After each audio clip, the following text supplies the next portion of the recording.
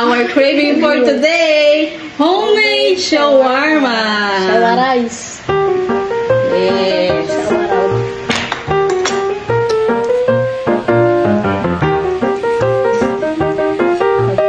Ayan, low rice daw kasi siya. Kaya, Shawarma rice. ito nga pala pinili ko sa grocery kanina. 12 pieces. Tapos nilabay kami kapitbahay. Binigyan kami ng giniling. Ito pala siya ginipisa. Tapos, ayun, tinimpa-timplahan. Pumunta kasi kami kayo sa bakal. May nakita siya.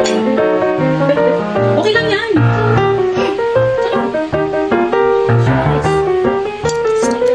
Next time. Mayonnaise. Timpa ko lang siya ng hot sauce.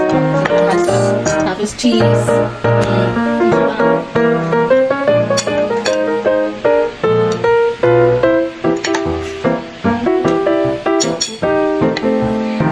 Maglagay ka ng gulay.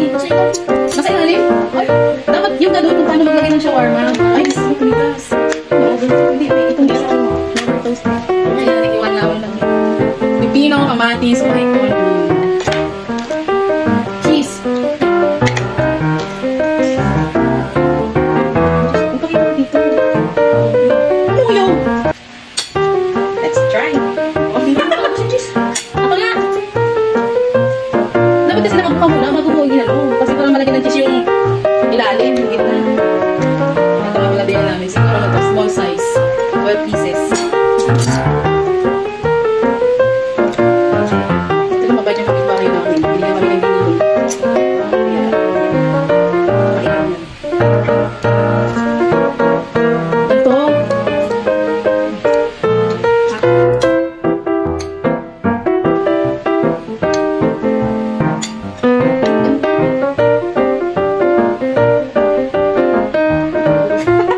Paano ko ng rice? Cheese. Ganito maglalay. Hindi yung kapal na paano mga.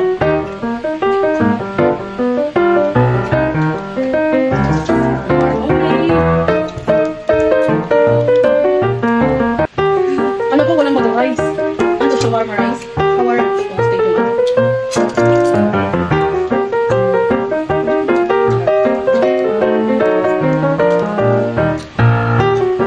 Ano?